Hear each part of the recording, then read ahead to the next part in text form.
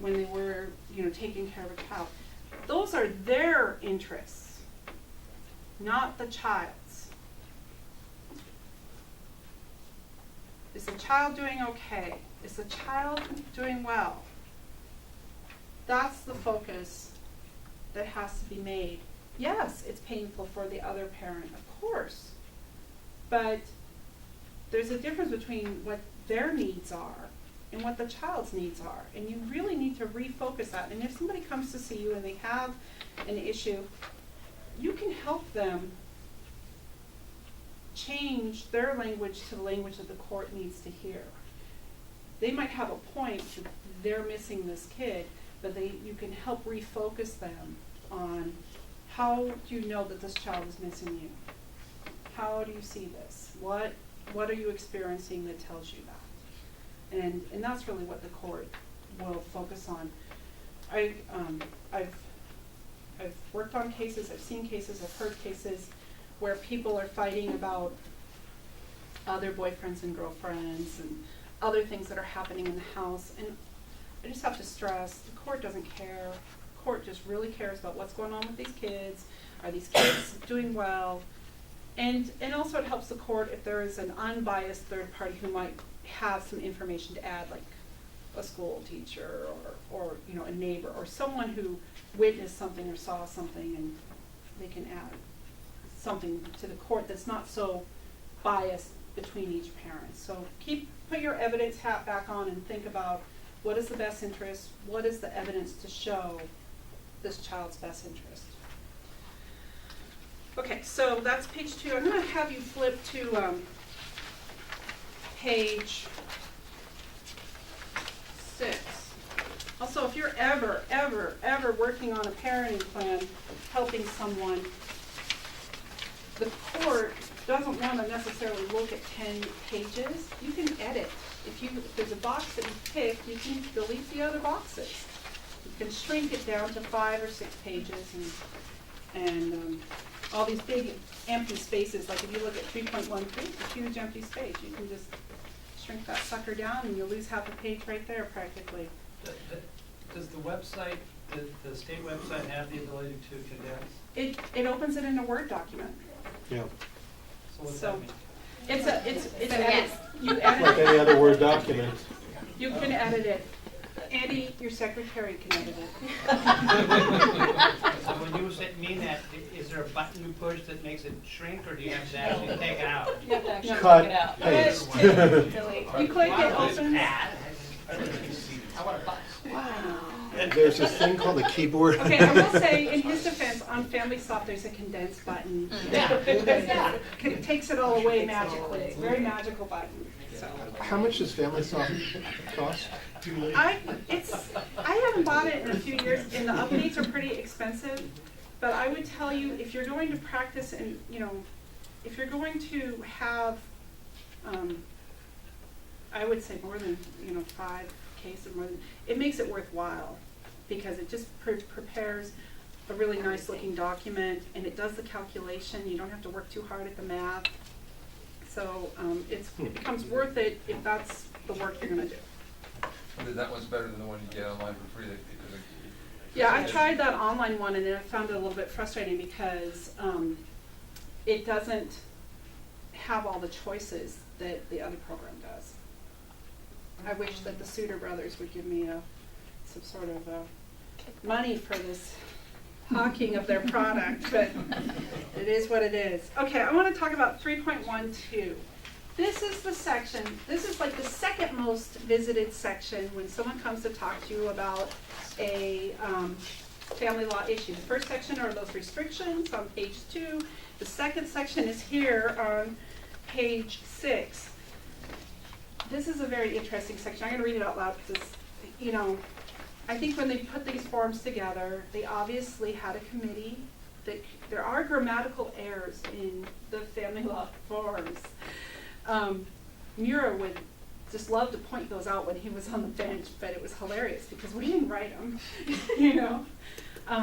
But anyway, I don't know. Sometimes I think, well, they were sent to another country, translated by another group of committee people, and then sent back and translated again, and this is why we got this horrible language. the children named in this parenting plan are scheduled to reside the majority of time with mother, father.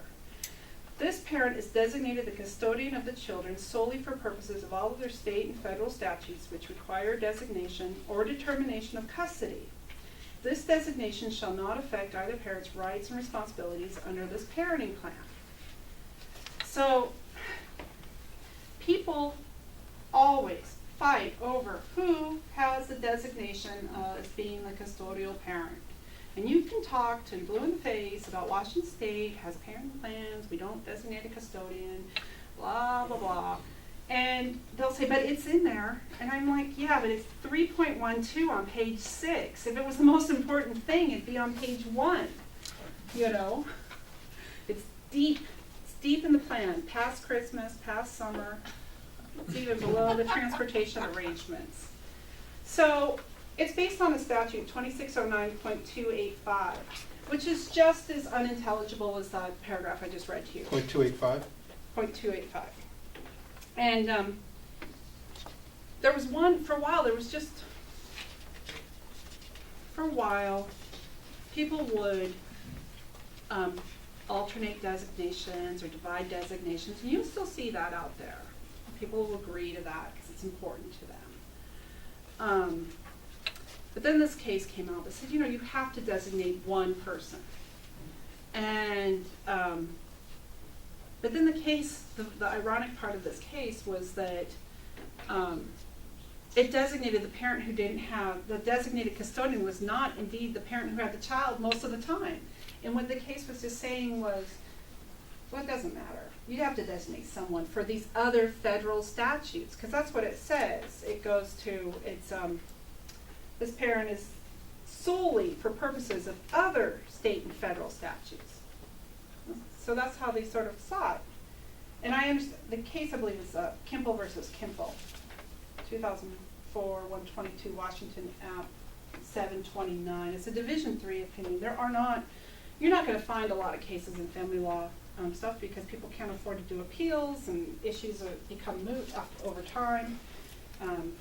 But that is what comes up. And what's interesting about that case is actually the footnote in the case. The footnote tells us what the other state and federal statutes are that they're talking about in here. And it's not what you think. You think other state, when you read this, you think, well, that has to be about who gets a tax exemption or who has rights to the children. Actually, it's about food stamps, it's about veterans benefits, it's about Social Security benefits. It does have something to do with international child abductions. But the footnote explains what the other state and federal statutes are that this section is talking about here. And like I said, it's not what most people think when they read it, and it's not what, I think the majority of people would just assume it's about. So, what was the site again? I'm sorry. We'll ignore it, because I'm going to tell you it was overruled. Okay. Okay, so but the only thing that's good about that is Campbell versus is the footnote, just to talk about the other state federal statutes. But it's in Ray CMF, and this is a Supreme Court decision, Washington State Supreme Court, 179 Washington 2nd 411. This is a December 2013 case. I know, you're learning something, Andy, aren't you? It's awesome. Yeah. Okay, well this case, this is an interesting case because it wasn't a divorce, it wasn't a parenting plan. What the people in this case had was, just like Mary was telling you, when you go to get some state benefits, they enter a child support order. If people have not been married, they will enter a parentage order. And the parentage order, they'll determine, if there aren't paternity affidavits out there, they will determine who a father is with blood tests and the such. But ultimately, they enter an order on parentage and a child support obligation. But they have one section in their parentage order that says, this parent is designated the custodian of the child. And it's the exact same language for all other state and purposes. It says that. And the father went into court and wanted to get a parenting plan done, and he said, I don't have to do a modification because there was never a parenting plan in place. But he had a parentage order that had the same exact language that we find deep in a parenting plan. And the court and CMF came through and just said that this designation has to mean something. And in essence, they do address the Kimball case, but they said to hold that parentage orders of this type are not custody orders would potentially leave thousands of parents and children in relative uncertainty, contrary to the legislative's repeated intent. For many parents, the parentage order designating them the primary caregiver is the only legal document governing their relationship with their children and the other parent. So,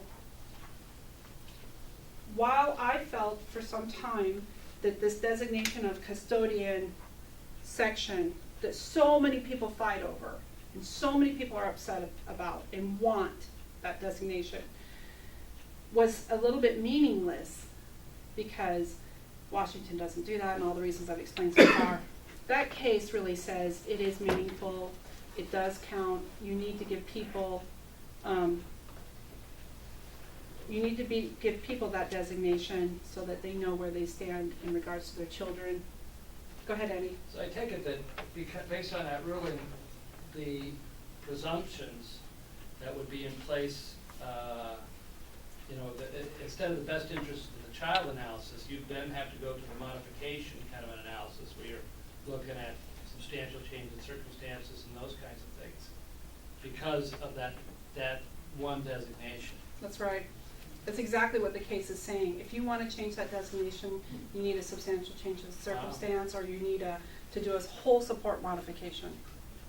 So that's exactly it. Yeah. So even if there isn't any designation, the court's going to presume that the child with the parents is the primary. Actually, if you haven't gone to court yet, it's almost like custody is 9/10 of the law. Whoever has the kid, you don't have any court order giving you custody. You don't have anything proving that this child belongs with you. But if you've gotten a child support order, it's most likely there has been a designation. And if you want to change that by getting a parenting plan, you're going to have to do a modification of it to change the designation. Mary? Paul, in the last couple of months, I've seen a lot of parents, ask if they both can be the designated custodian. Does Washington not allow that? I don't think so. I've seen it myself. And I've done it myself. I'm not going to lie about that. I'd rather not fight about it. But the one case, the Kimball case, is clear, and I also think this other case is clear. People, there needs to be a designation, and it is only one. Now, the prior case I was talking about, the court didn't care which parent had it. They just said, you just need to designate one. Why couldn't you alternate it each year? I don't know. Doesn't say you can't. What I've had is they literally have 50-50 custody. Literally, they've done it down to the day, and so they want both to be the designated. Well, in that case, this is maybe not a time for this discussion, but the case seems to indicate that the reason they're making this decision is because there are a lot of parents that there is no clear legal relationship with the child until the paternity order is established. So they just want parents to know there is some sort of custodial relationship, but what you read out of there, unless there's more to the case, doesn't say that can't be two people. It just says that the court wants it to be clear that at least one person has a financial responsibility and a custodial responsibility to at least one other person. There's only, if you run the RCW that I told you through a search, you're only going to pull up 2 cases. It's not really, it has not been decided. I'm not going to ever say to someone you can't be creative. You can try it and see what happens. I myself have put in alternating designations just because I want people to go away and stop fighting over it. I don't care. And they're never going to appeal it. It's never going to go anywhere. Yeah. But I would say when push comes to shove, the court, if you go into court, the court might reject the it. court is not going to give a shared. First off, if you're there, you're fighting over something, it means evidence of proof that you cannot get along. They're gonna, So you think if you went in and said to the court, this want it shared. language will make them agree, then maybe No. the court would be like, fine, if that's what it takes. no, You still don't think that'll work? no, I know when people come into court and they say, I want to have a joint designation, I try to figure out which one of them is the least offensive asshole. And then that person is probably gonna get the designation. I mean, if they have a shared schedule. Go ahead, Ms. Bullock. When you go to relocate after all this is done and everybody's happy, and one of them goes to relocate, does this designation affect the presumption of I think who's getting the so. burdens? Does it make a difference then? I think it absolutely does. That's where you think of, not whether doing it later on, if one of them moves. Yeah. Is there an advantage in the relocation statutes, even if it didn't evidentially Well, just- make, does it create a presumption? I think it creates a difference. And I've seen commissioners rely on it in the relocation issue. And I've cringed a little bit when I've seen that because in my mind, it makes it more important than it was. But according to this case, according to how once again, it's important. And, you know, Washington wanted to get away from that. We wanted to have these shared plans and not have that situation, but it's hard. And it really is one of the biggest things that when you're in a street law setting, people want to talk about that. They want to talk about the restrictions, they want to talk about the designation. Yes? Briefly touched on was whether there's any presumption regarding who owes who's what. And I realize there's a calculation that's based on income, but what if that is out of whack? What if the income, what if the money is not going towards the person with the, what if the money is not headed towards the person with a lower income, but towards the person who's designated custodian? I'm going to touch on child support in a second, and I know what you're saying there, and the parent with all the resources and all the money can still get an order of child support saying that the other parent has to pay them, and that's What's the rest? What you're getting? well, the rationale is that there's an idea of contributions from both households to support children. And that's independent of time. The court can give what's called deviations based on time. They can also, they have, the percentages based on income, it can be a very low number, so. Well, you know, sorry to do this, but Yeah. in theory, you could have one person designated as the custodian, and one person that has 51% of the time, and the person with 51% of the time, even though they're not designated as custodian, could get the child support. Absolutely, and that usually sometimes falls under my asphalt theory. Which person is gonna be more cool about the kids, Well, I thought you it know? was the question, the No, question being don't asked. take it personally. Never like that. I'm working on it. No. But I think there are situations where the parent who has less time will get the designation, and that's because they're sometimes the more reasonable parent. So it's not clear, and you can run the statute. You're not going to get a lot of direction on it. Everybody fights over it. Now we have this new case, so my prior feelings about it have changed as of this morning. So if you have any questions about relocation of a child, hello, Ms. Montour, I'm happy you're here. Section 3.14 spells it out for you. You don't even have to know it. You just need to know it's in a parenting plan. Every parenting plan has it. In some ways, parenting plans are great documents because they're incredibly flexible. You can add information to them. You can add language. It is not a place for child support to be added. It is not a place for designation of who gets the tax exemption to be added. All the money stuff goes into an order of child support. So a lot of people who come to see you in a street law setting will want to add that all in there. But that's not where it belongs. It belongs in the order of child support, which I'm going to talk about next. That's number 6 on my list of 10 things you need to know to survive street law. And luckily I don't have to go over it because Mary spoke at length. Just know the two systems are running at the same time. Mary spoke about the state administrative system. The other system is the Superior Court system. At any time you can come to court to get a child support order. And no matter where you are in the administrative process, and a superior court order will trump an administrative order. She didn't say it, but we find out the hard way. Administrative orders, yes, they're great because they don't need attorneys. They can,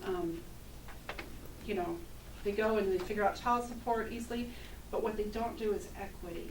So they don't do the idea of, for instance, in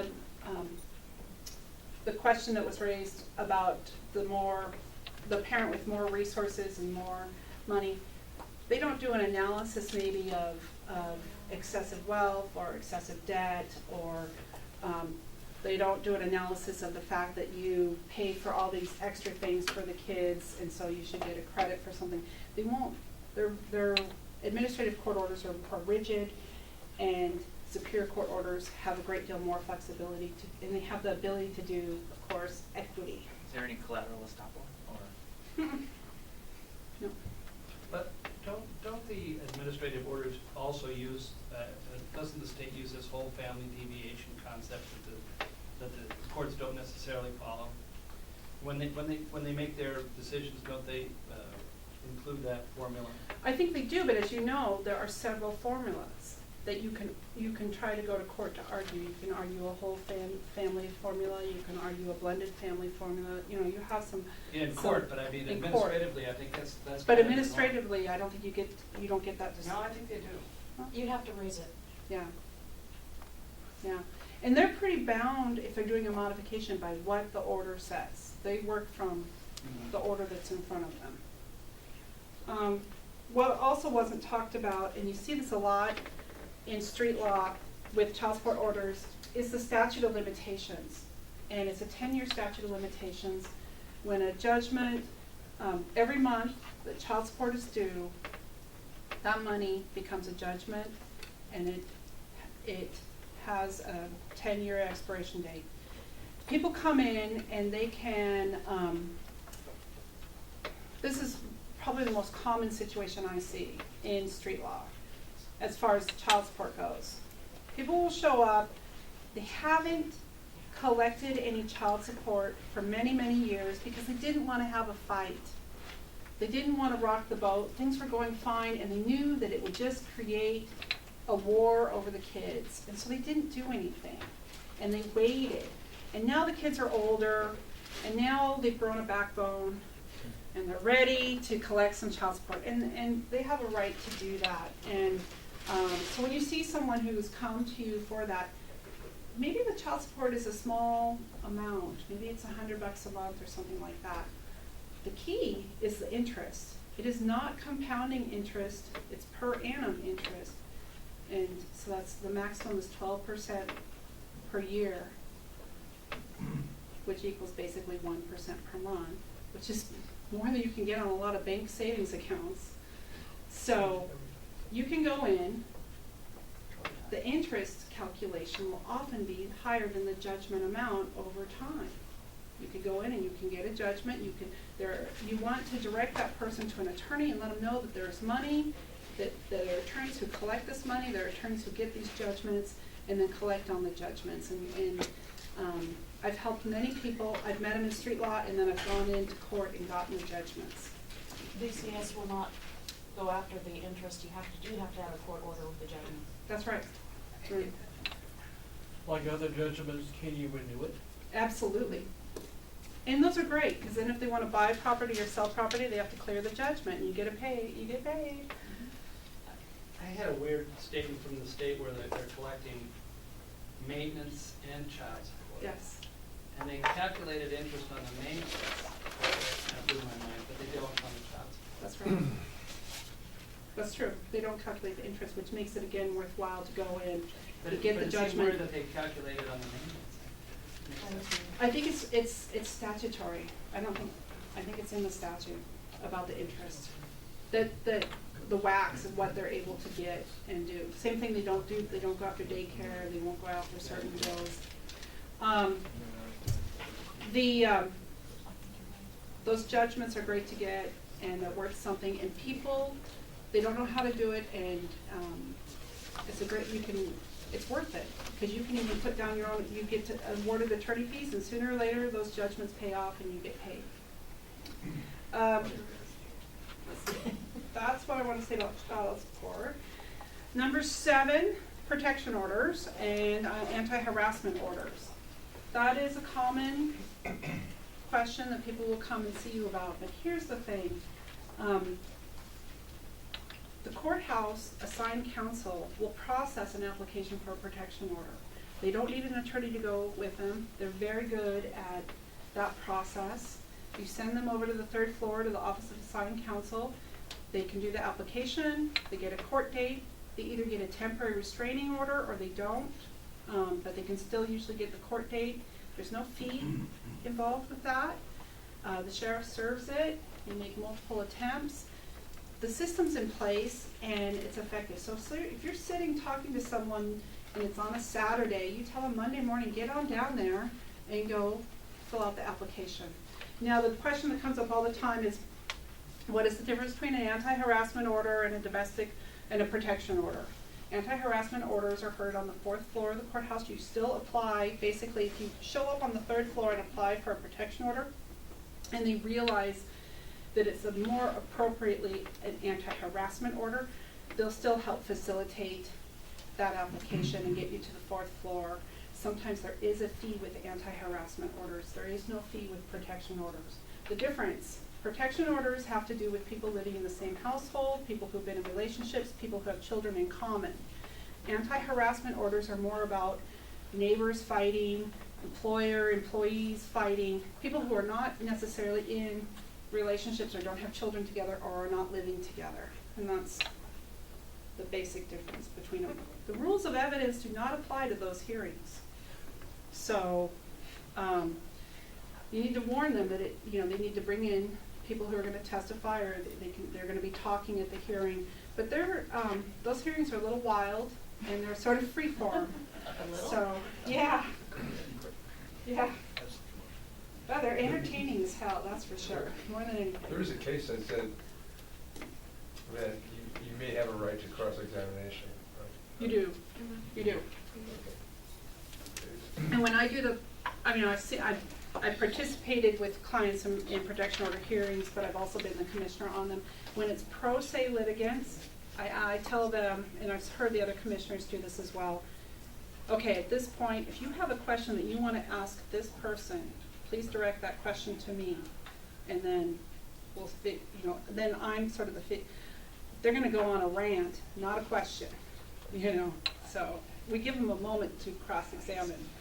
If there's an attorney who's shown up, I let them do the whole, they get to have a little trial, they got paid to be there, I hope, and they can proceed as would be a normal trial. And there's time constraints to those hearings because they can run on, but attorneys would handle it just like a trial. Because I think I've been prohibited from cross-examining from a couple Well, of commissioners. Yeah, but that's because they made up their mind. You know it, I know it. When they tell you to stop talking, it usually means you're winning, so, Okay, number 8, assets and debts. If they have assets, they're not coming to see you. They're not sitting across from you. That's not the person who shows up at street law. I will say one exception.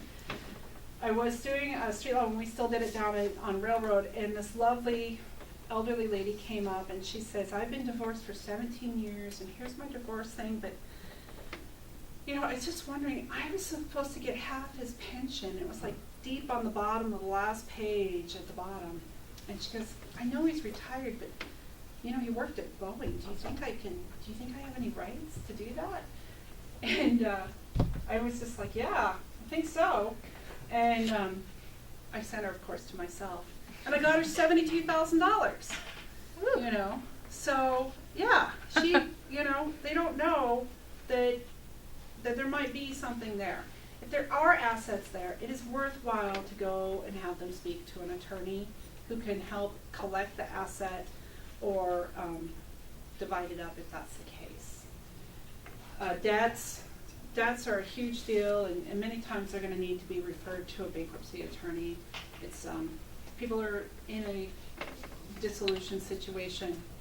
It's way cheaper to have one bankruptcy rather than two down the road, so, that's always a good recommendation and a good way to get rid of a bunch of debts. There is a little bit of a disagreement among attorneys about debts. There's a certain philosophy where people think, when I get a divorce, I get everything sort of wiped clean off my credit, or they want their credit score corrected. And then, and so people struggle very hard to, because they're getting calls from a default on a mortgage or a car payment, a car that's being repossessed or a bill that's not being paid, and that can be a huge frustration for people who are coming in. If that's the situation, you have to just help them get back into court and ask the court for relief from, if this other person was ordered to pay a debt and they didn't, the debtor's coming after the person sitting in front of you, they need to go to court to get some relief from that. Okay, number 9, this is super fast. Maintenance and attorney fees. Again, usually don't see this in street law, but once in a while you see someone who's been kicked out, locked out, and cut off from all money, finances, everything. The other person just paid $5,000 for, the Seattle attorney or some other attorney to come and take everything else, and they're just sleeping on a couch or something. This is my rule. This is not anyone's rule. This is mine. I actually learned it from another attorney who's no longer with us, Liz Bayless. But go to court as fast as possible and get the money. Go to court, get attorney fees, go to court to get maintenance. The longer you wait, the harder it is to get it. So if someone is sitting in front of you, they need to run to court, get a motion filed, get the attorney fees, get the maintenance. That's really, you've stayed calm, you've identified the problem, you've identified the emotion, now get to court, get the money, if that comes up. Number 10, the last thing, getting help. We have a family, at the courthouse, there are family law facilitators who meet with people to help them with their paperwork. You're sitting there, the person comes in with a pile of paper, maybe the only one you can identify is the parenting plan that I just helped you with. You can't recognize any of the other documents. There is a family law facilitator in the courthouse who helps people fill out their papers. You want to send them over there to help with their paperwork. Of course, the websites are good. If they don't have access to websites, there's the law library as well, where they can get help with the forms. You can actually buy the family law forms from the clerk at the courthouse. There's no reason to do that when you can download them somewhere in maybe the courthouse basement in the law library, but some people do that. Or some people send away from, and I feel bad about that because everything is out there and available. Also, if they call the clear line, they will send them a packet of all Yeah. the papers. Yeah. Is there a cost for the family law facilitator? There is. Yeah. Yes. There is. $25 or something. They also do a drop-in, I think, which is like $5 or something. They don't do the drop-in anymore, No, okay. but if you call, they'll answer the phone and schedule an appointment. And there is a fee, but it's not too much. Okay. So, those are the 10 things you need to know to survive a street law clinic session with family law cases. Any questions I can answer for anybody? Yes? I seem to hear frequently people can't reach the facilitator, they're Mhm. requiring a message and things like that. Can you do that? Just go there. Just go there and Up to the floor, yeah. where the office is, Yeah, get 'cause- back, and- yeah. Also, they had quite a bit of personnel turnover recently, so hopefully it should be. I mean, there was a period of time where they were really, really understaffed. But it's getting better. I don't have my ear to the ground on it, but I would imagine that it should be getting better. Yeah. I think Sarah works there now. She was the, Maybe. she worked in the clerk's office, and I think that's Sarah's Diana, the clerk's daughter. Anyway, she's worked for other law offices. She's worked for family law attorneys. I think that she's taking over that position, and I think she'll do a good job. Any other questions? Thank you.